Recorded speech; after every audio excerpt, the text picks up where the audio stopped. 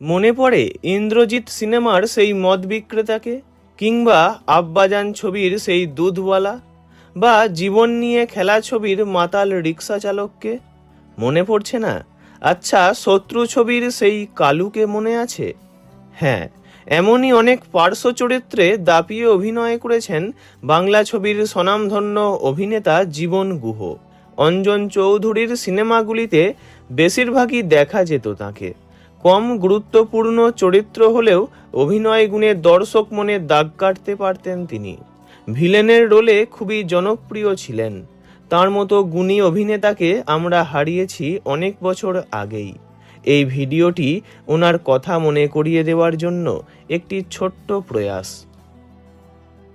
1938 সালের 14ই মার্চ অধুনা বাংলাদেশের দক্ষিণ কাশীপুরে তাঁর জন্ম। বাবা জিতেন্দ্রনাথ গুহ, মা শৈলবালা দেবীর একমাত্র সন্তান তিনি। তাঁর এক দাদা ছিল, কিন্তু জীবনবাবু জন্মানোর অনেক আগেই প্লেগ রোগে আক্রান্ত হয়ে মারা যান তিনি। দেশভাগের পর ওপার বাংলা ছেড়ে সপরিবারে কলকাতায় চলে আসেন তাঁরা। এসে ওঠেন কালীঘাটে এক কাকার বাড়িতে। তারপর নেতাজিনগরে কুঁড়ে ঘর করে থাকা শুরু। খুবই অভাব অনটনের মধ্যেই কাটছিল ছোটবেলা। এরই মধ্যে 18 বছর বয়সে জীবনবাবু হারান তাঁর পিতাকে। বাবার মৃত্যুর পর জীবনযুদ্ধ আরও কঠিন হয়ে পড়ে। কি করে সংসার চলবে এই ভেবেই দিশেহারা হয়ে পড়তেন তিনি। এই সময় তখনকার টলিউডের নামকরা গায়ক, সুরকার ও প্রযোজক অপরেশ লাহিড়ীর সঙ্গে তাঁর আলাপ হয়। অপরেশ লাহিড়ী হলেন গায়ক বাপ্পি লাহিড়ীর পিতা। তাঁরই দৌলতে জীবনে প্রথমবার চলচ্চিত্রে অভিনয়ের সুযোগ পান জীবন গুহ। ছবির নাম ছিল জনতার আদালত। মুক্তি পেয়েছিল 1971-এ। নায়ক ছিলেন শুভেন্দু চট্টোপাধ্যায়। অন্যান্য ভূমিকায় ছিলেন সন্ধ্যারানী, রত্না ঘোষাল, অসিত বরণ, সুখেন দাস, অনিল কুমার প্রমুখরা। তবে ছবিটা ফ্লপ হয়ে যায়, যার দরুন শুরুতেই থমকে যায় জীবনবাবুর অভিনয় কেরিয়ার। তবে হাল ছাড়েননি তিনি। ক্রমাগত চেষ্টা করতে থাকেন ছবিতে কাজ পাওয়ার। একদিন বাঘবন্দি খেলা ছবির শুটিং দেখতে গিয়ে মহানায়ক উত্তম কুমারের সঙ্গে তাঁর আলাপ হয়। সেই ছবির শুটিংয়ে উত্তম কুমারকে মদের বোতল ভাঙা শিখিয়েছিলেন তিনি।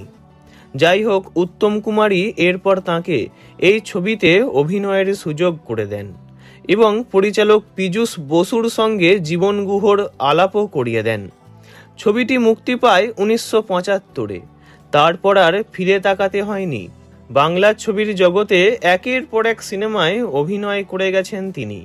বাঘবন্দি খেলা ছাড়াও তাঁর অভিনীত জনপ্রিয় ছবিগুলির মধ্যে আছে সন্ন্যাসী রাজা, বিসর্জন, গণদেবতা, আবির, পঙ্খিরাজ, পূজারিণী, শত্রু, ইন্দ্রজিৎ, আব্বাজান, জীবন নিয়ে খেলা, নাচ নাগিনী, নাচরে, প্রতিকার, দেবতা, মুখ্যমন্ত্রী, চোখের বালি ইত্যাদি। ছোটখাটো চরিত্র হলেও জীবনবাবু কখনো না করতেন না। সিনেমা করেই কুঁড়ে ঘর থেকে 3 মহলা বাড়ি বানিয়েছিলেন তিনি।